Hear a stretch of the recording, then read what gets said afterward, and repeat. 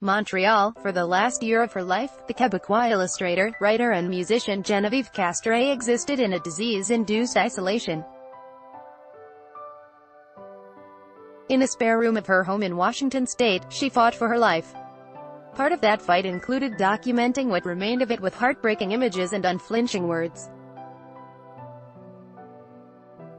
The cover and illustrations from the children's book by Quebecois writer, illustrator and musician Geneviève Castrais, who died in July 2016 from pancreatic cancer, courtesy of Drawn and Quarterly. The cover and illustrations from the children's book by Quebecois writer, illustrator and musician Geneviève Castrais, who died in July 2016 from pancreatic cancer, courtesy of Drawn and Quarterly. The cover and illustrations from the posthumous children's book by Quebecois writer, illustrator and musician Geneviève Castrais, who died in July 2016 from pancreatic cancer.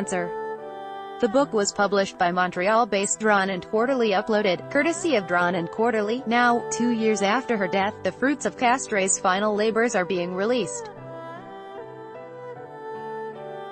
One is a book of poetry, Maman Apprivoisée, Tamed Mother, that was published under her married name, Geneviève Elverum. In 44 poems that were written in French and translated within the same volume into English, she writes of the elation, hope, disappointment and horror she felt in giving birth in early 2015, being diagnosed with pancreatic cancer 4 months later and dying 13 months after that. In July 2016, article continued below from the first poem, Attack. The tone is set. I read somewhere that to give birth is to get closer to death. The rest of the collection charts her approach. Castrais' second posthumous publication is a children's book, A Bubble, that treats the almost physical separation imposed upon her in the final year of her life, as well her great desire to breach the barrier. Quebecois writer, illustrator and musician Geneviève Castrais, it's more of a fable. It was like an aspirational drawing that she made where she wanted it to all go away, the things she was struggling with, the isolation she felt and this mortality that was creeping up, said Phil Everlam, her musician husband who helped get the flurry of work into the hands of publishers. The children's book ends with the bubble popping and she gets to go eat ice cream with her daughter.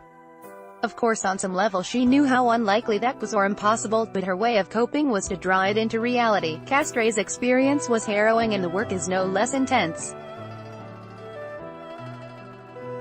A Bubble features exquisite illustrations of the author floating inside her transparent orb and her daughter looking on, most often from outside. But the long cord of an oxygen tube snakes through the pages and twists around legs, slips around her ears and into her nose. Article continued below. The poetry deals with the minutiae of her everyday struggle, from having to wean her child off of breast milk ahead of chemotherapy treatments to deciding to cut off her hair before it falls out. For the time being, I look like Joan of Arc, hearing voices, and going to war, she writes. She describes her belly filling with liquids due to blocked veins, experimental operations, jaundice and her turn towards spirituality, which allowed her to cling to something while the hope of medical science faded away. Her tumors, she described as meatballs in my lungs, my pancreas, and scattered here and there in my body. Once the meat is attacked, my health will come back, but it never did. That so much creativity has emerged from the process of destruction is both a final blessing and an enduring tragedy. Elverum said that he is still putting together another book of his late wife's poetry as well as a monograph of her illustrations that includes an unfinished project that she was working on at the time of her death. Elverum, better known as his musical alter ego, Mount Erie, has also released 2 equally haunting albums, A Crow Looked at Me and Now Only, processing the illness, death and grieving process from his own perspective. I'm the curator of her legacy and everything, but I'm hesitant to attach myself to it, he explained.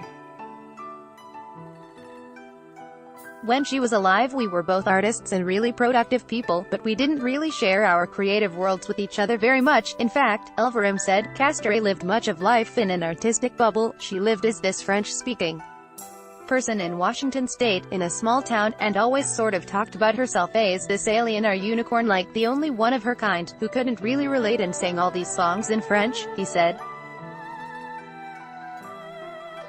In one of Castrais' poems, she tells of eavesdropping on her husband as he sings to their daughter a lullaby from the old Quebecois children's show Passé. Part out, I am touched, I shed a tear, she writes.